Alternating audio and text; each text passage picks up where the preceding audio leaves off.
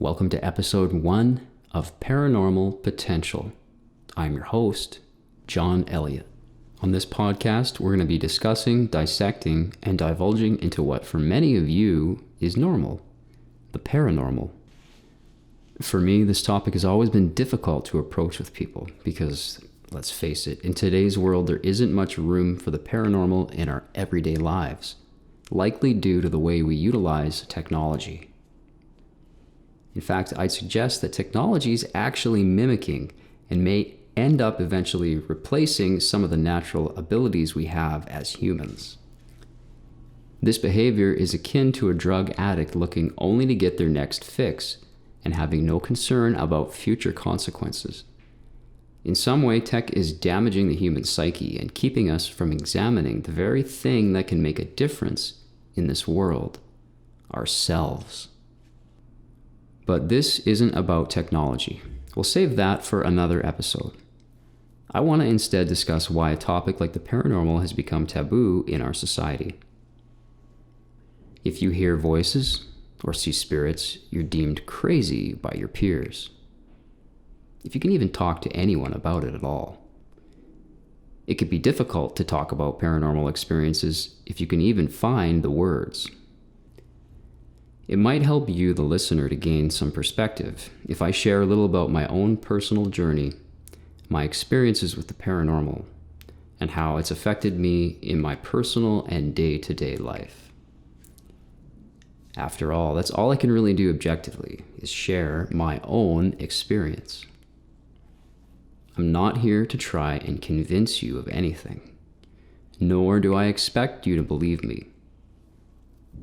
But in one of these episodes, if you find some useful bit of practical information which makes sense to you or you can even implement, I hope it is of value to you. My spiritual journey began when I was very young, at the age of around 2. This is when I remember becoming fully self-conscious, but for me, it happened in a poignant moment. To this moment is clear as day. I was outside, the sky was clear, and I noticed a feather gently falling through the air above me. As I looked up, I heard the word light, and it was like a light switch went off. Everything got brighter and came into focus, and it was as though I had been born again or woken up for the second time. At that moment, everything changed for me. The world became different, fluid, alive. I was able to discern information about a thing just by coming into contact with it. What I mean is if I witnessed a situation or a person, I would just know pivotal information like their intention or the deeper meaning of what was happening. Of course, being a child and having no cultural or personal filter in place aids in the direct apprehension of sensory data. As I grew up and social norms took hold, I realized that other people didn't seem to perceive the world in quite the same way I did. I went to school and studied biodynamic craniosacral therapy for 2 years, and also became a certified Reiki practitioner. I've also been working with computers as an IT technician for the last 15 years.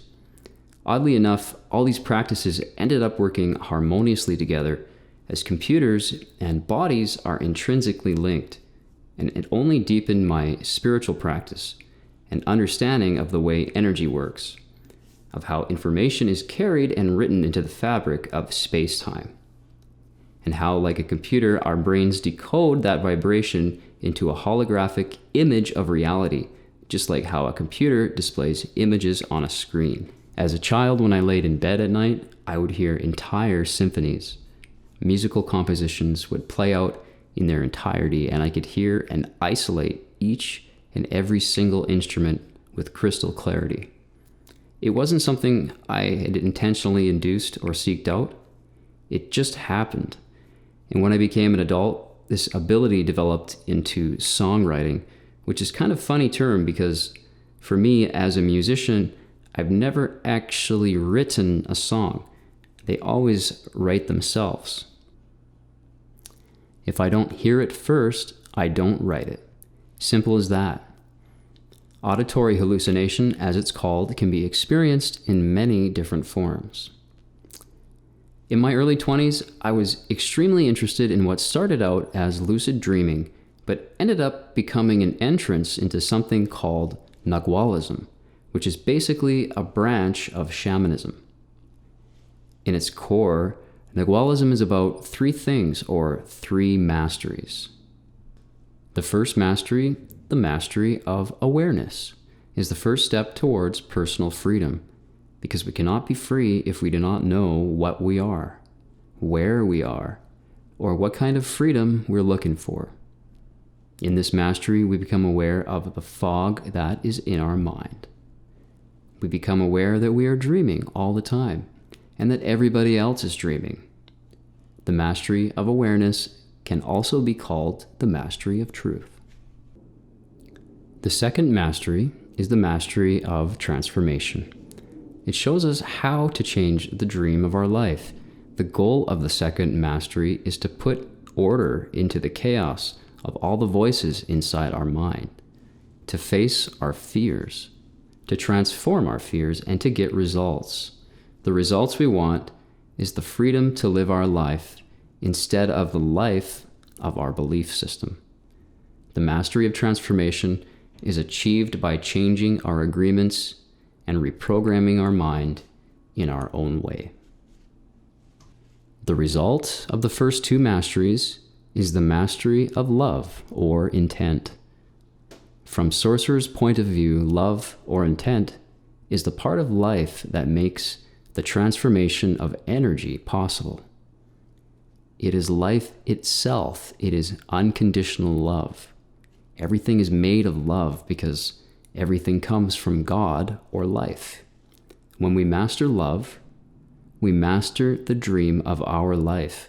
And when all three masteries are accomplished, we reclaim our divinity and we become one with God.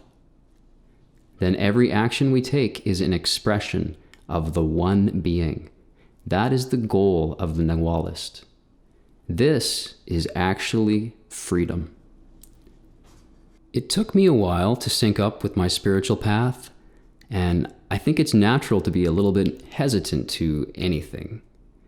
And while it's fun to talk about, these kind of topics should be approached in a grounded, well thought out way. I personally get a little bit annoyed with New Agers who have no practical application for their abilities. We aren't here to blow smoke up our own asses. We're here to evolve, to support each other, and to work together. We can collectively change the dream of the planet by each and every one of us assuming personal responsibility for our own dream. So there you have a rather condensed version of a little bit of my personal history and experience with the paranormal. As we continue these podcast episodes, we'll be taking a deep look into some topics like dreams, lucid dreaming, aliens, alternative dimensions, energy work, and psychic abilities. If that sounds interesting to you, please subscribe and turn on the little bell notification so you can be part of the discussion. After all, this won't work without you, so thank you for being here. I look forward to discovering and manifesting our potential together. Take care.